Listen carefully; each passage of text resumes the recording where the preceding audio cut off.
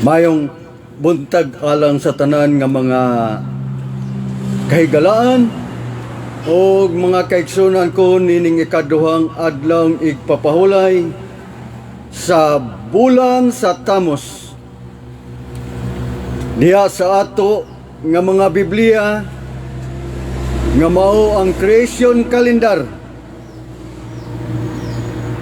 nga bisan kini kadaghanan sa mga magtotoo gireject o kung gitalikda nila ang matuod nga kalendaryo nga gibuhat ni Amahang Yaowa alang kanato.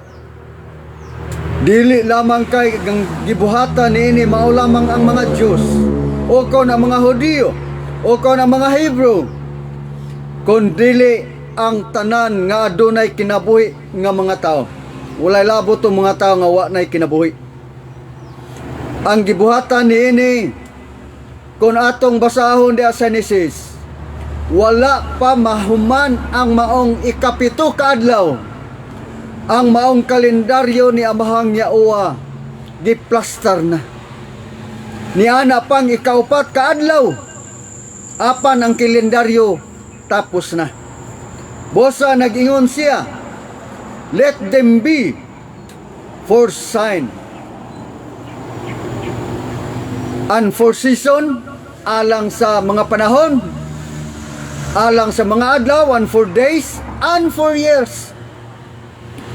Busa natapos ang kalendaryo nga gitudlo nga himuon nato ni nga mga ilanan gikan sa mga panahon. Unsa ni nga panahon? Mao kana siya ang ato nga sundon karon. Unsa kini nga panahon nga maoy na katumanan sa tagna sa Daniel 7:25 nga giingon diha nga adunay usa ka tawo nga nagahuna-huna pag-usab sa mga panahon o sa mga kasuguan. Ato na mahibaluan, pinaagi sa kanunay nato nga pagsunod sa ato nga programa diha sa creation calendar o kung diha sa inyong mga Biblia nga kalendar.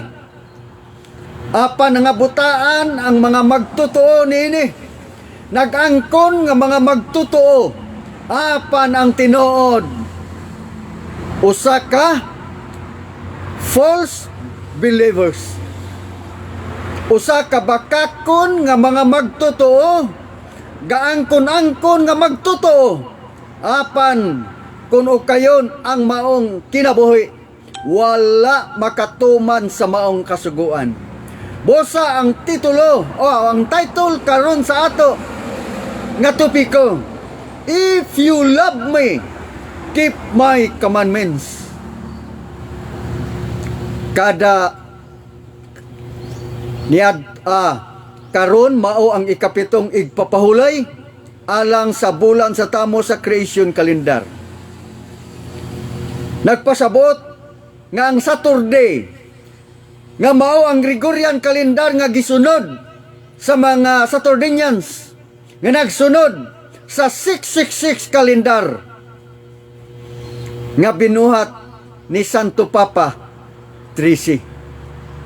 Mo gyud na unta nga ato nga pamalandungon nga kanang gisunod sa Saturday nagsunod sa batasan nga iya sa Santo Papa, dili ang batasan ni Rabbi Yaosya.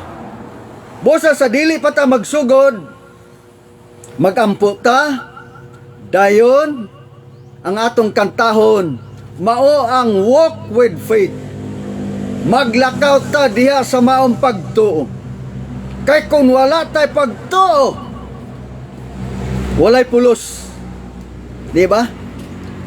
Bosa si Rabbi Yaosya nag-ingon nga kung kamo adunay pagtuo sa makadako sa liso sa mustasa, kanang bukid pwede nang pabalhinon dinhi sa patag.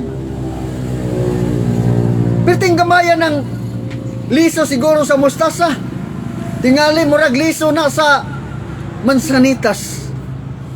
Nga dakong kahoy, apan ng liso. Murag perteng pagkapinuha. Busa, andama ang inyong mga cellphone sa Walk with Faith o magampo ta kay ang atong oras aduna nay alas 9:20. Atong iwangad ang ato nga mga wala.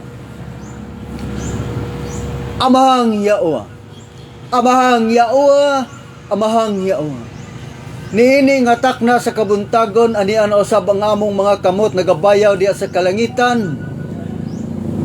Nagahimo kami sa pag simba diha sa imong nga ngalan kauban sa mga manulunda nga nabati ni Juan Revelador. Hinaot pa Amahang Yaowa nga ang espiritu sa kaalam, espiritu sa pagsabot ug espiritu sa kaybalo nga imong igabubo nining adlaw karon. Usa kami sa makadawat niini og maoy magaabli sa among mga hunahuna og mga kasing-kasing nga diin natakpan sulod sa unog kaadlaw. Amo kining ginapangayo pinaagi sa imong ngalan, sa ngalan ni Rabaya Osya nga mao ang ngalan sa kaluwasan. Hallelujah. Sa gihapon, shout out sa tanan nga niya karon nagasunod sa ato nga programa matag Huwebes sa Gregorian calendar apan sa Creation calendar mao ang ikapito kaadlaw nga mao ang igpapahulay. Busa tingali preparado na ang ato nga mga cellphone kay mo radio tagkadali sa ato nga ginatun-an sa atong health lecturer ni atong miaging igpapahulay. Og hinaot pa nga andam usab na karon ang ato nga mga papel, mga ballpen alang sa ato nga pagtuon. Atong kantahon ang Walk with Faith.